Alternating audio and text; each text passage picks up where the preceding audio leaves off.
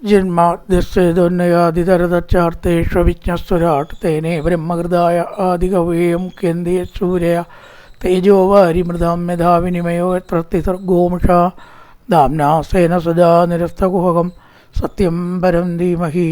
നമസ്കാരം. സനാതന ധർമ്മസംഹിതകളിലെ വിജ്ഞാനശകലങ്ങൾ പങ്കുവയ്ക്കാനായുള്ള ചാനലായ നാദശ്രീയിലേക്ക് എല്ലാവർക്കും സ്വാഗതം. പ്രിയരെ, ചാനൽ സബ്സ്ക്രൈബ് ചെയ്യാനും ലൈക്ക് ചെയ്യാനും ഓർമ്മപ്പെടുത്തിക്കൊള്ളുന്നു. ശ്രീമദ് ഭാഗവതം ദ്വിതീയ സ്കന്ധത്തിൽ 11-ാമത്തെ ശ്ലോകമാണ് പറഞ്ഞു വെച്ചത്. ഏതത് നിർവിദ്യമാനാനാം ഇച്ഛതാമകുതോഭയം യോഗിനാം നൃപനിർണീതം ഹരേർ നാമാനുകീർത്തനാം. ഇവിടെ നിർവിദ്യമാനാനാം എന്ന് പറഞ്ഞാൽ വിരക്തിയുള്ളവർക്കും അല്ലാതെ ഇച്ഛിക്കുന്നവർക്കൊക്കെയും എല്ലാവർക്കും ഭാഗവതത്തിന് അർഹതയുണ്ട്. അതാണ് ഇച്ഛതാം, കേൾക്കുവാൻ യോഗ്യമായിരിക്കുന്ന ഈശ്വര കഥകളും ഭഗവത് നാമങ്ങളും ധാരാളം ഉള്ള ഈ ഭാഗവതം അങ്ങേക്ക് ഞാൻ പറഞ്ഞു തരാം എന്ന് പറയണം. 7 ദിവസമാണല്ലോ പരീക്ഷത്തെ അങ്ങേക്കുള്ളത്. ഇവിടെ പറയാം, കിം പ്രമത്തസ്യ ബഹുബി പരോക്ഷേരഹായനേരിക വരം മുഹൂർത്തം വ്യതിതങ്കടദേശേയഥാ. കുറേ ജന്മങ്ങൾ കിട്ടിയിട്ടൊന്നും കാര്യമില്ല. ആ ഉള്ള ജന്മം ശരിക്കും ഉപയോഗിക്കുക വേണ്ട. കുറേ ജനിച്ചു, കുറേ മരിച്ചു, വല്ല കാര്യമുണ്ടോ? എത്ര കുറച്ചാണെങ്കിലും ആ ആയുസ് ശരിക്കും ഉപയോഗിക്കുന്നതിലാണ് മനുഷ്യൻ്റെ ഔചിത്യം കാണേണ്ടത്. പ്രമത്തസ്യ ബുദ്ധിയില്ലാത്തവന് ബഹുബി അനവധി ജന്മം കിട്ടിയിട്ട് എന്താണ് കാര്യം? പരോക്ഷേരായനും അപ്രത്യക്ഷങ്ങളായ പലവിധ വിഷയങ്ങളെ കൊണ്ട് എന്ത് വിധം?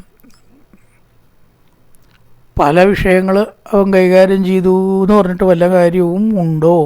പ്രമത്തസ്യ അധികം ബുദ്ധിയില്ലാതെ എന്തെങ്കിലും കാട്ടിക്കൂട്ടുന്നവന് എത്ര ജന്മം കിട്ടിയിട്ടും കാര്യമില്ല. വരം മുഹൂർത്തം വ്യതിതങ്കടേതേ കടേത ശ്രേയസേതാ. ഒരു ചെറിയ സമയമാണെങ്കിലും ബുദ്ധിയുള്ളവൻ അത് എങ്ങനെ ഉപയോഗിക്കുന്നു? മുക്തിക്കായി കൊണ്ട് ഉപയോഗിക്കുന്നു. അതാണ് പരമലക്ഷ്യം. ശരീരം കൊണ്ടും മനുഷ്യജന്മം കൊണ്ടും നേടേണ്ടത് ബുദ്ധിയുള്ളവരെ സംബന്ധിച്ച് മുക്തിയാണ്, കെട്ടുപാടല്ല. കെട്ടുപാടിൽ അല്ലേ നമ്മൾ ഓരോന്ന് നേട്ടം നമ്മൾ അഭിമാനിക്കാറുണ്ട്, ചിലപ്പോൾ നേട്ടം ഇങ്ങനെ അവകാശപ്പെടാറുണ്ട് ചിലപ്പോൾ. ഇതൊക്കെ ബന്ധങ്ങളാണ്. ഓരോന്നിനോട് ബന്ധിക്കപ്പെടുന്നു നമ്മൾ ചെയ്യുന്നത്.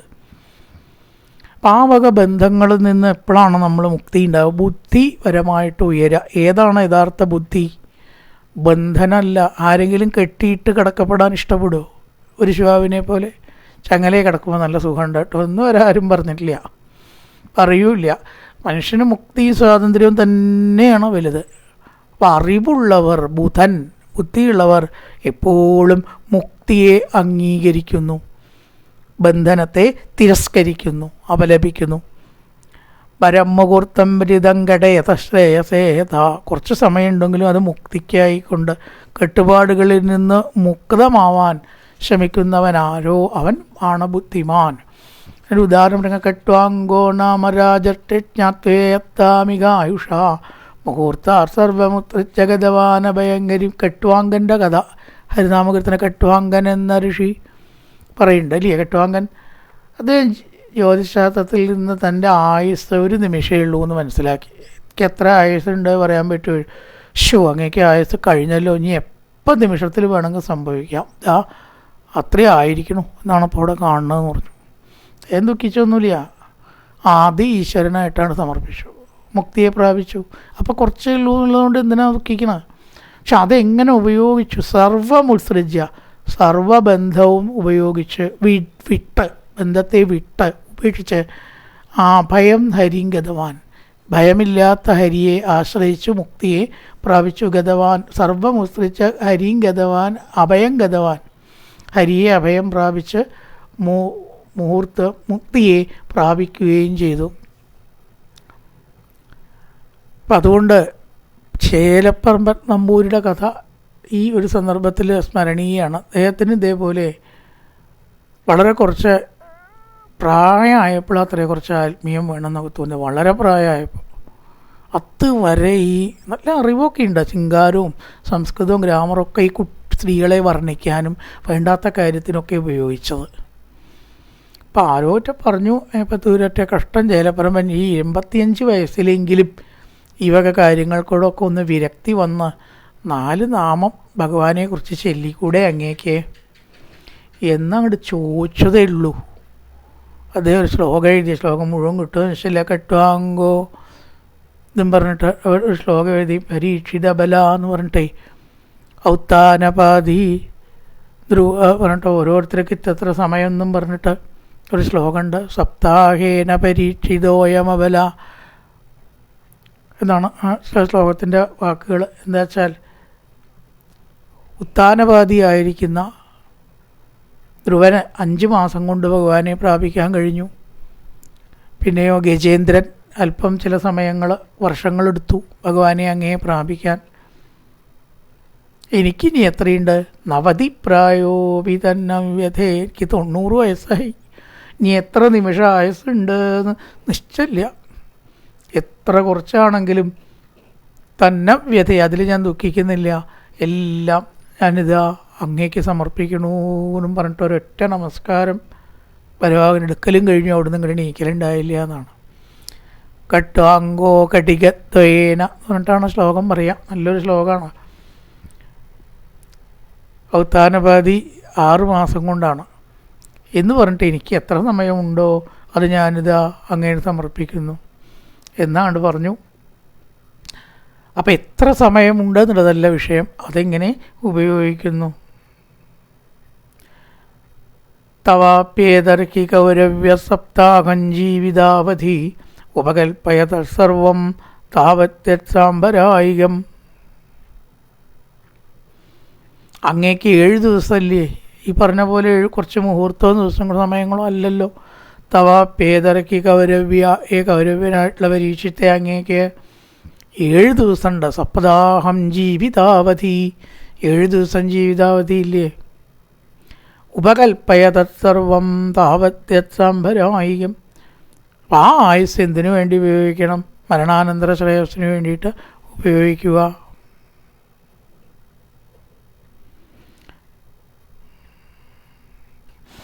അന്ധകാലേതു പുരുഷ ആഗതേ ഗതസ ചിന്ത്യാതസംഗശത്രേണ പ്രകാന്തേകേനുയേചതം.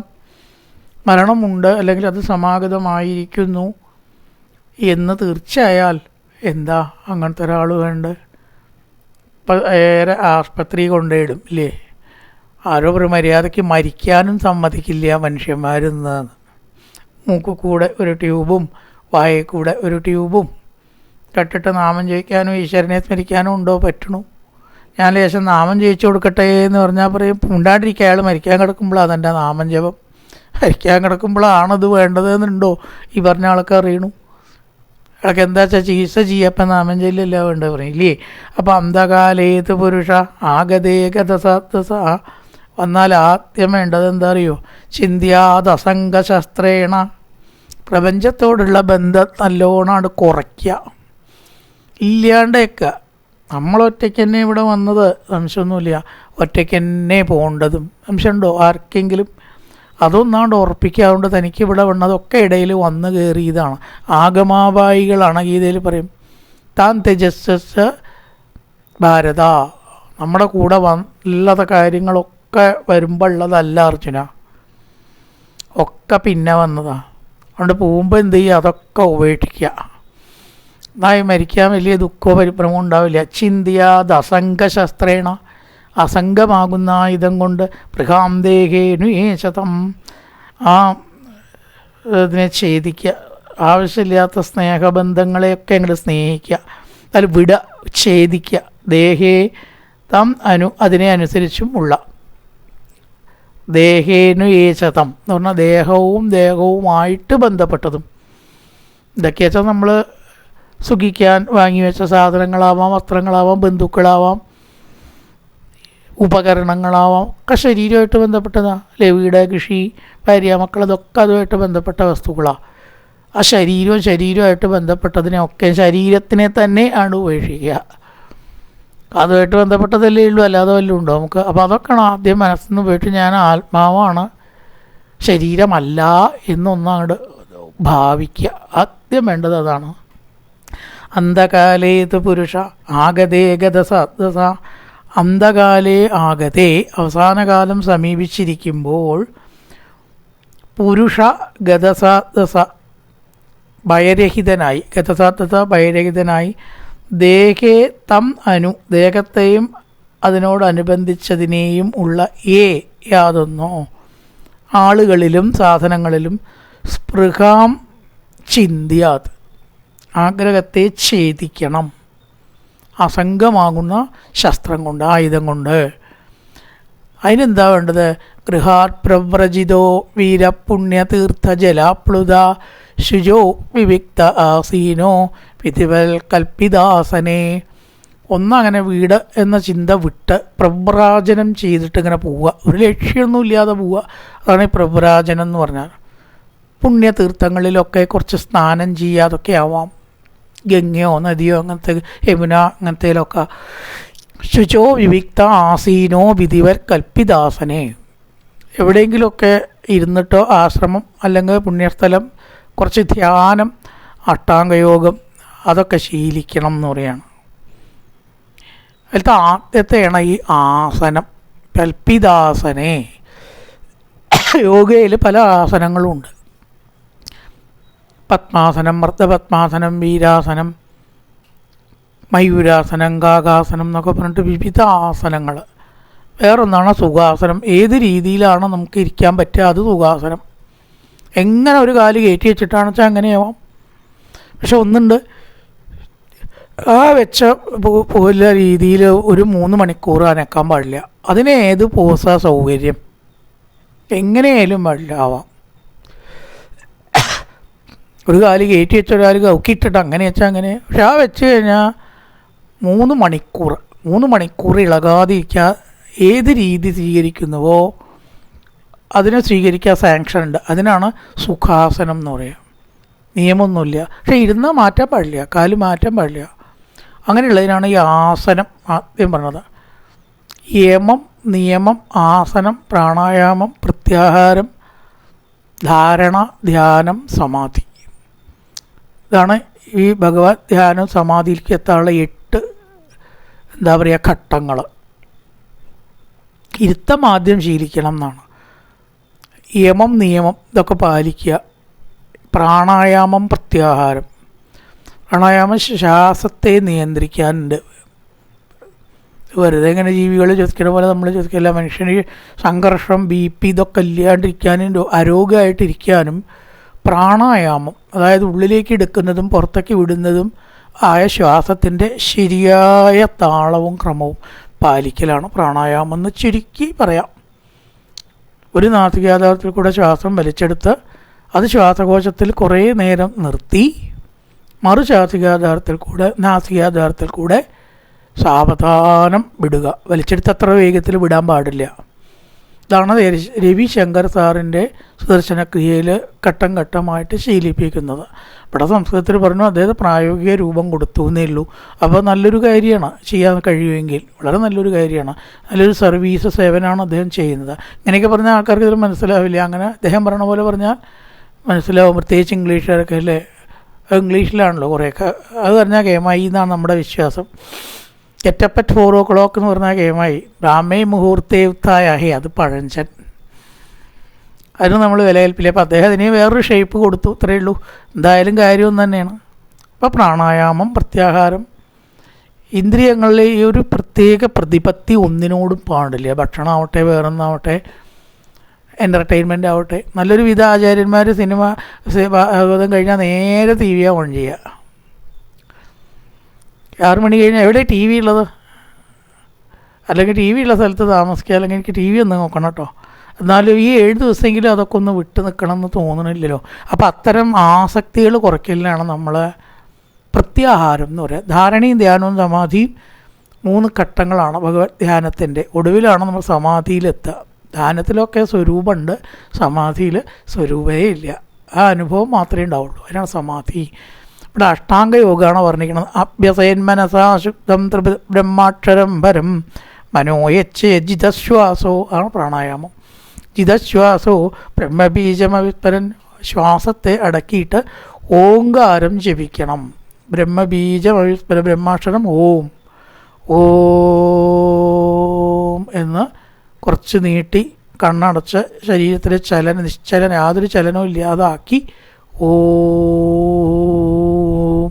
എന്ന് ഉച്ചരിക്കുക. മനോയച്ച് ജിതശ്വാസോ ബ്രഹ്മബീജം അവിസ്മരൻ. ഓങ്കാരം ജപിക്കലാണ് ആദ്യമായിട്ട് ചെയ്യുക.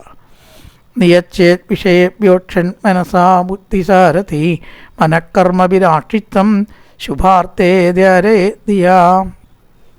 നമ്മുടെ മനസ്സെപ്പോഴും ഈ കർമ്മങ്ങളുമായിട്ട് ഇങ്ങനെ കെട്ടുപണഞ്ഞും കൊണ്ടാവും. ലേശ നേരം മിണ്ടാതെ ഇരിക്കാൻ പറഞ്ഞാലും പോലും ചിലർക്ക് പറ്റില്ലാവോ? മിണ്ടാണ്ടിരിക്കാൻ പറ്റില്ല. ഒരു അരമണിക്കൂർ മിണ്ടാണ്ടിരിക്കുക പറ്റുമോ? നമുക്ക് ബുദ്ധിമുട്ടാണ് ശീലിച്ച് നോക്കിയാൽ. പിന്നെ വേണ്ട കർമ്മങ്ങൾ ചെയ്യുകയാണെങ്കിൽ വേണ്ടതേ ഇരിക്കാൻ പറ്റുമോ നമുക്ക്? അപ്പോൾ ഒന്ന് നീട്ട് നോക്കി വേറെ എന്തെങ്കിലും ഒന്ന് ചെയ്തു, ഒന്നുമില്ലെങ്കിൽ ടി വി ഒന്ന് ഓൺ ചെയ്ത് കർമ്മവും ചെയ്യും. അപ്പോൾ വർത്തമാനം പറയുക, കർമ്മം ചെയ്യുക, ശരീരമായിട്ട് ബന്ധപ്പെട്ട പ്രവൃത്തി ഇത് നിന്ന് ലേശ നേരമൊക്കെ ഒന്ന് നിവർത്തിക്കുക. ബുദ്ധിസാരഥി, ബുദ്ധിക്ക് നിശ്ചയത വരുത്തിയിട്ട് ഉറപ്പ് വരുത്തിയിട്ട് മനസ്സ അക്ഷാൻ വിഷയേഭ്യ നിയച്ചേ. അക്ഷാൻ ഇന്ദ്രിയങ്ങളെ അക്ഷാൻ ഇന്ദ്രിയങ്ങളെ വിഷയങ്ങളിൽ നിന്ന് നിവർത്തിക്കണം. ഓരോന്ന് കാണണം എന്ന് തോന്നാതിരിക്കുക, ഓരോന്ന് കേൾക്കണം എന്ന് തോന്നാതിരിക്കുക, എന്തെങ്കിലും ചെയ്യണം എന്ന് തോന്നാതിരിക്കുക, ഇതിൽ നിന്നൊക്കെ നിവർത്തിക്കുക. ഇതാണ് ഓങ്കാരം ജപിച്ച് ചെയ്യേണ്ടത്. പിന്നെയോ കർമ്മഭിരാക്ഷിത്വം കർമ്മത്തിൽ കുടുങ്ങിയ മനസ്സിനെ ബുദ്ധി കൊണ്ട് അതിൽ നിന്ന് നിവർത്തിക്കുക, കർമ്മത്തിൽ നിന്ന്. എന്നിട്ട് എന്ത് ചെയ്യണം? ഭഗവത് രൂപത്തിൽ ഉറപ്പിക്കുക. ഇതാണ് ധാരണാധ്യാനം എന്നൊക്കെ പറയുന്നത്. കർമ്മഭിരാക്ഷിത്വം ദിയാ ധാരയേത്. കർമ്മത്തിൽ കുടുങ്ങിയിട്ടുള്ള മനസ്സിനെ ബുദ്ധി കൊണ്ട് ധ്യാനത്തിൽ ഉറപ്പിക്കണം. ധാരയേത് എന്ന് പറഞ്ഞാൽ ധാരണ. ധ്യാനത്തിൻ്റെ വേറൊരു രൂപമാണ് ഈ ധാരണ.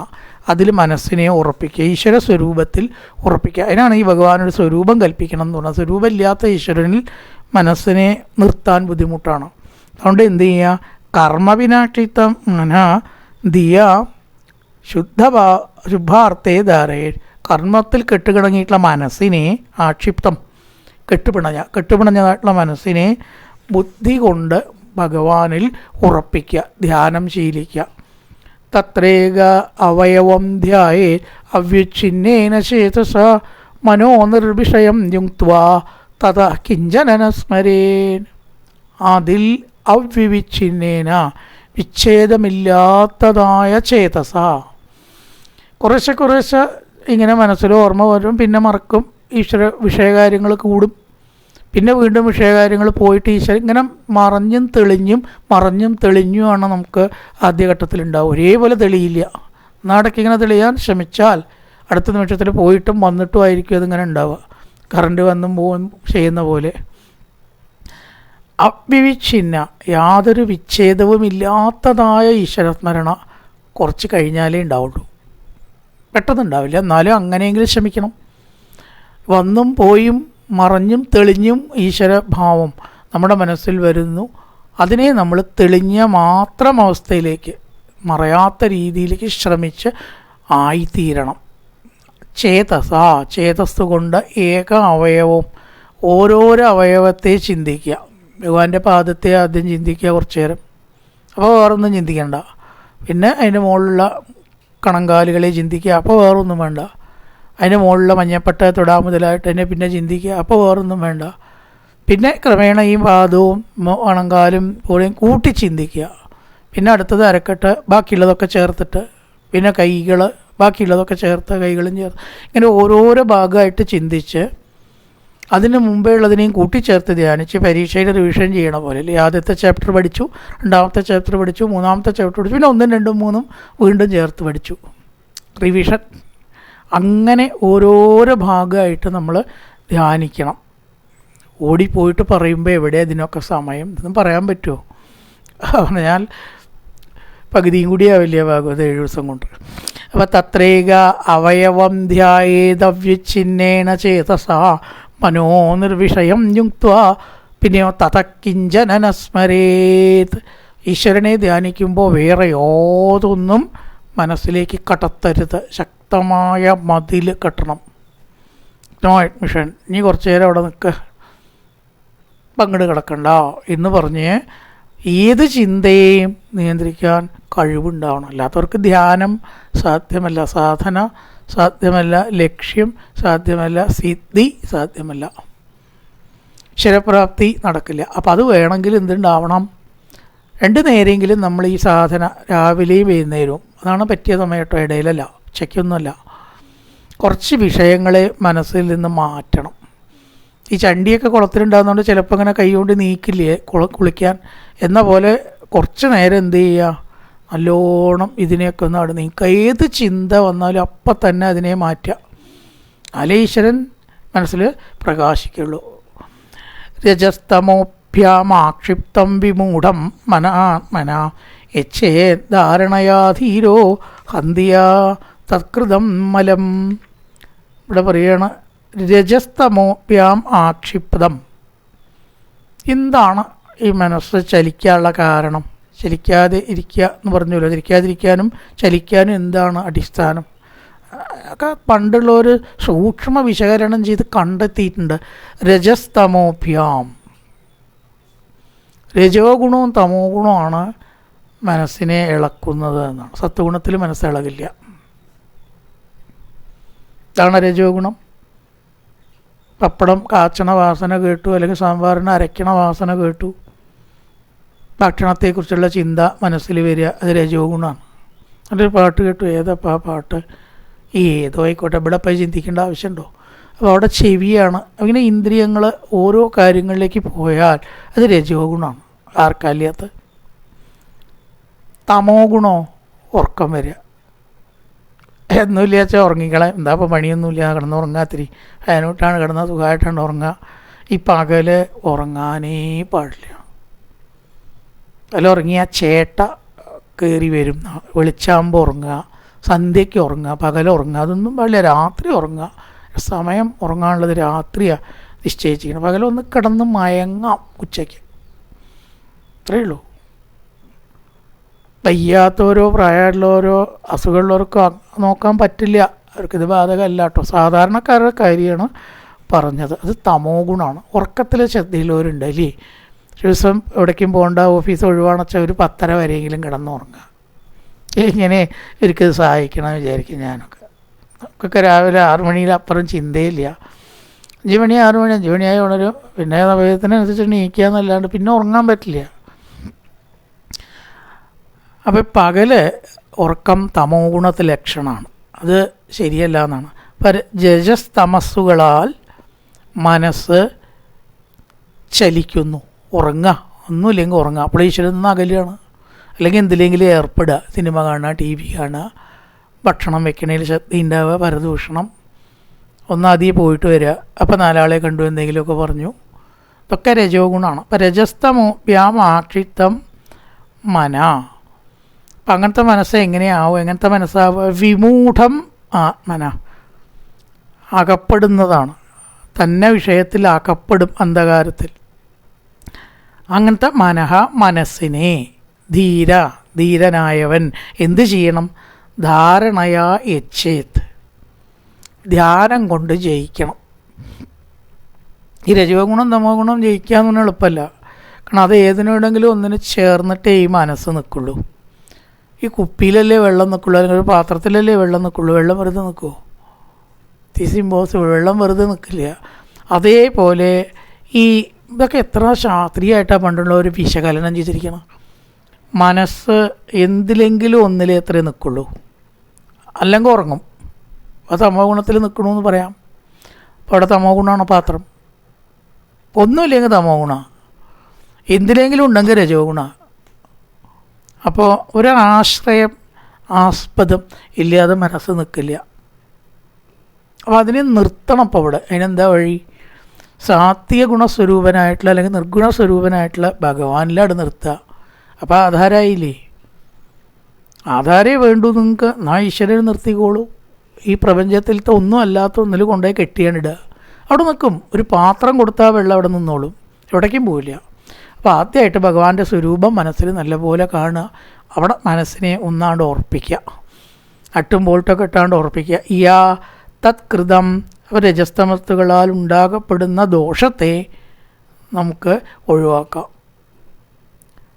യാ എന്ന് പറഞ്ഞാൽ രജസ്തമസ്തുക്കളാൽ ഉണ്ടാകുന്ന ദോഷങ്ങൾ. തത്കൃതം, തത്ത് എന്ന് പറഞ്ഞാൽ രജസ്തമോ, അതിനാൽ കൃതം എന്നാണ്. തത് നേരത്തെ പറഞ്ഞതിൻ്റെ രജസ്തം തമസ്തുകളാൽ അപഹരിക്കപ്പെട്ട മനസ്സ് അതിൻ്റെ ആക്രമണത്തിൽ നിന്ന് രക്ഷപ്പെടുമോ? അതൊരു ആക്രമണം തന്നെയാണ്. ഇല്ലെങ്കിൽ ഉറക്കം വന്ന് കീഴടക്കും, ഒരു നിവൃത്തിയില്ല. ക്രമിക്കില്ലേ ഉറക്കം ചിലപ്പോൾ ചെയ്യാൻ നമ്മളെ ഒരു രക്ഷയില്ല. ഇരിക്കാനും സമ്മതിക്കില്ല, വർത്തമാനം പറയാനോ പേപ്പർ നോക്കാനോ വായിക്കാനോ ഭക്ഷണം കഴിക്കാനും കൂടി പറ്റാണ്ട് ഉറക്കാണ്ട് വന്നാൽ എന്താ ചെയ്യുക? ആക്രമിച്ചു. തത്കൃതം, ആ രജസ്തമസ്തുക്കളാലുള്ള ആക്രമണം, അതിനെ നമ്മൾ ഹനിക്കുന്നു മനസ്സ് ഈശ്വരനിൽ ഉറപ്പിക്കുമ്പോൾ. അപ്പം അതിനുള്ള മാർഗ്ഗമാണ് ധാരണ, ധ്യാനം എന്ന് പറയുന്നത്. യതസന്ധാര്യമാണായ യോഗിനോ ഭക്തിലക്ഷണ ആശുസമ്പദ്ധ്യതേ യോഗ ആശ്രയം ഭദ്രമീക്ഷത. സന്ധാര്യമാണായാം യഥ, നല്ലപോലെ അനുഷ്ഠിക്കപ്പെട്ട യോഗം അല്ലെങ്കിൽ ധ്യാനം, യഥ യാതൊന്നിൽ, ഭദ്രം ആശ്രയം ഈക്ഷത, സുഖരൂപമായ വിഷയത്തെ കാണുന്ന യോഗിക്ക് ഭക്തി ലക്ഷണം, ഭക്തിയാകുന്ന ലക്ഷണത്തോടു കൂടിയ യോഗം വേഗത്തിൽ സിദ്ധിക്കും. അപ്പോൾ നമ്മൾ വിചാരിക്കും ഇവിടെ ധ്യാനത്തിനല്ലേ പറയണം.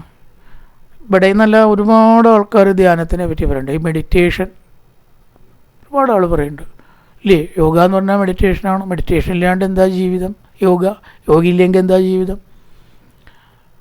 പക്ഷെ ഇവിടെ ഒരു അബദ്ധം പറ്റുന്നുണ്ട്. എന്താ അത് മാത്രം മതി. അത് മാത്രം എന്ന് പറഞ്ഞാൽ സാധ്യമല്ല. ഇവിടെ വെള്ളം കൊണ്ടുവരൂട്ടോ, പാത്രം എടുക്കരുത് എന്ന് പറഞ്ഞാൽ പറ്റോ? വെള്ളം വേണം, പാത്രം പറ്റില്ല. പാത്രമില്ല, ഒരു പാത്രത്തിലല്ലാണ്ട് കുറച്ച് വെള്ളം കൊണ്ടുവരൂ, ഒരു പാത്രം എടുക്കരുത്, നടക്കുമോ? അതുപോലെ ഈ മനസ്സ് ഈശ്വരങ്കൽ എത്തണമെങ്കിൽ അതിനൊരു ഉപാധി വേണം. ആ ഉപാധി ആണ് ഭക്തി. സ്വരൂപമല്ല ഞാൻ ഇപ്പോൾ ഇവിടെ പറയണം, സ്വരൂപം വേറെ വിഷയം. സ്വരൂപത്തിൽ നിൽക്കണമെങ്കിലും വേണം ഭക്തി. ഒരുപാട് ഇരിക്കട്ടെ, ഭക്തി കൊണ്ടേ എത്താൻ പറ്റും. സാധാരണ ഒരാൾക്ക് അവിടെ നിർത്താൻ പറ്റുള്ളൂ. അത് വളരെ പറ്റുകയും ചെയ്യും. ഭാഗവതം ഇപ്പോൾ 7 ദിവസം കേൾക്കുന്നുണ്ട്. ഈ 7 ദിവസം ഉപനിഷത്ത് വെച്ച് നോക്കൂ, മനുഷ്യൻ കേൾക്കില്ല. ഉണ്ടായതാണ്. അവിടെ ഒരു 3-4 ദിവസത്തെ ഉപനിഷത്ത് ക്ലാസ് ഉണ്ടായിരുന്നു തിരുനാവായിലൊരിക്കലുണ്ടായി. പ്രഗത്ഭന്മാരായിട്ടുള്ള ആൾക്കാർ അടുത്തിരുന്ന കേട്ടോ, നല്ല സ്വാമിമാരാ. 2 ആളും 3 ആളും ഉച്ച കഴിഞ്ഞപ്പോൾ ഒരാളും ഇല്ല. ആകെ ഞാനും വേറൊരാളും മാത്രം. അവർക്ക് വേണ്ടി അവരെല്ലാം എടുത്തു, ഏതായാലും ഏർപ്പാടാക്കിയതല്ലേ. അപ്പോൾ അതൊന്ന് 7 ദിവസം കേൾക്കാൻ ആളെ കിട്ടണമെങ്കിൽ ബുദ്ധിമുട്ടാണ്. ഭാഗവതം എത്താൻ വെച്ചപ്പോൾ പേപ്പറിലും കൂടി വന്നു ഭക്തി ജനപ്രവാഹം.